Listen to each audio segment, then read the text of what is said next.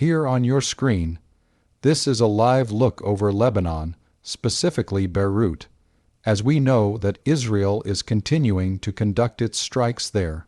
Again, this is going on here and will likely continue throughout the day. Now, the Associated Press reporting via sources that a total of more than 15 troops have been injured as a result of an Iranian attack that took place on Saudi Arabia's Prince Sultan Air Base. This was an attack that happened on Friday. It wounded, as I mentioned, about 15 U.S. service members. And the Associated Press also reporting via sources that more than 24 U.S. troops have been wounded in those attacks on that same air base over just the last week. If you're not too familiar with where the base is located, it's about 60 miles from the Saudi capital and is run by the Royal Saudi Air Force, but is also used by U.S. troops. Iran reportedly attacked the base twice earlier in the week as well, including once where 14 American troops were injured. Despite that, President Trump telling a crowd on Friday in Miami that Iran is losing and wants to make a deal. We're crushing Iran's currently as we speak. I just looked, we had another big day, we hit them. They don't know what's happening, remember this. They lied about 3 days ago. I said, yeah, we're negotiating with this. We are not negotiating. They're being hit so hard. Anybody would be negotiating. They are negotiating. They're begging to make a deal. They're begging to make a deal. Turned out I was right. They were negotiating, which they admitted 2 days later. And in order to make up for their misstatement, they said, we're going to send you 8 ships of oil. And the following day I saw on this is 2 days ago, I saw in one of the networks very strange, there were 8 ships of oil coming out of Iran, and then they actually said we're going to add an extra 2, and they added an extra 2, so we had 10 ships, and then people realized we were actually negotiating, and we're negotiating now, and be great if we could do something, but they have to open it up. They have to open up the Strait of Trump, I mean Hormuz, and it now appears that the Iran-backed Houthi rebels in Yemen have entered this conflict, firing a missile for the first time. This is a post right here on your screen from earlier today, coming in from the Israel Defense Forces. It says, quote, earlier today, the IDF identified the launch of a missile from Yemen toward Israel. Aerial defense systems intercepted that threat. End quote. Again, coming in from the IDF on social media just hours ago. Mark Chandler is the Director of Government Relations and Professor of Practice at Coastal Carolina University. He's also a former Senior Defense Intelligence official joining us now live to talk about all of this. Mark, thank you so much for taking the time to be here with us today. Good morning, Josh. You're welcome, and thanks for having me today. Of course, and I do want to talk to you first about the situation with the Houthis. As we mentioned, this is the first time during this current conflict that's reaching about the 1 mark here where we've actually seen any kind of projectile, a missile, drone, anything fired out of Yemen, so break down the significance of that overall. And as I mentioned, the Houthis are backed by Iran. Yeah, exactly. Josh, to be honest with you, I'm a little surprised it took the Houthis this long to get engaged. You know, the other proxies that Iran has throughout the Middle East. The Lebanese Hezbollah, you showed those scenes right there that on your screen you know, have been attacking Israel relentlessly from the north. The Houthis came to fame during the Israel-Hamas war when they started attacking Israel from the south with UAV, drones, these missiles, attacks, all of that. But they really got their claim to fame when they started negatively impacting commercial shipping through the Red Sea and that critical Bab el-Mandeb Strait. You know, about 16 to 20% of the global economic shipping traffic goes through that strait. So that's another critical strait. So Iran has effectively gotten another one of its proxies involved, and that's going to, force a little bit of now I have to focus to the south and be prepared with my air defenses, Israel from the south. But they also, if they want, they can start to bring open another front, if you will, and maybe do some of those drone attacks against Prince Sultan Air Base, just like we saw Iran do. The bottom line is, now we've got to focus on the south. This could also be a benefit for us, in that we can get UAE and Saudi Arabia to start engaging. They fought about a 10-year war against the Houthis, both of those allies together. And so perhaps we can have them do some offensive tactics, attack the Houthis, and kind of take that pressure off.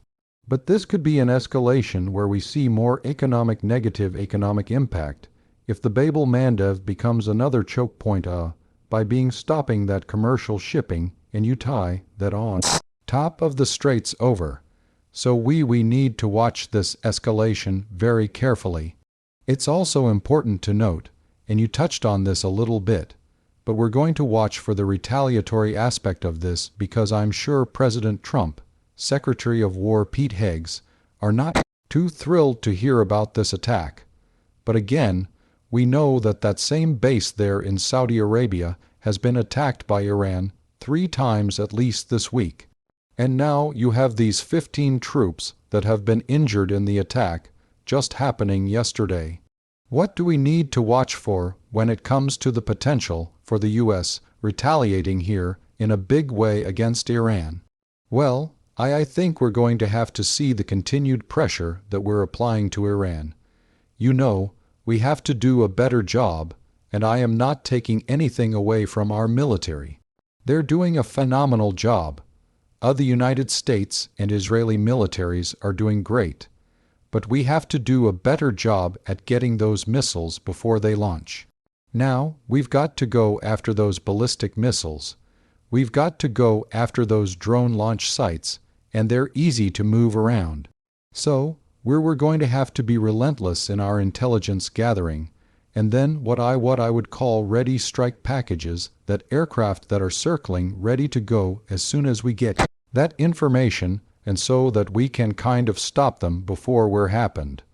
Prince Sultan Air Base, the existence of it, the extensive United States use of Prince Sultan, is not a secret. We've been doing that since Desert Shield, Desert Storm. And so it's kind of an open secret that we're going to have there. Yes, we lost several members to being wounded out there. But another critical aspect is several of our tanker aircraft were likely damaged in this attack. We need those tankers available to keep the pressure going, to keep the air support going out there. So, we're going to have to look at that and really stop these attacks on Prince Sultan Air Base as we work our way through that. And one caveat, if I could josh about attacking ballistic missiles. We know that the Iranians had thousands of them. It looks like we may have underestimated the numbers a little bit on that, and even thousands more of those drones. Hunting a ballistic missile is hard work. It takes intelligence. You've got to be there.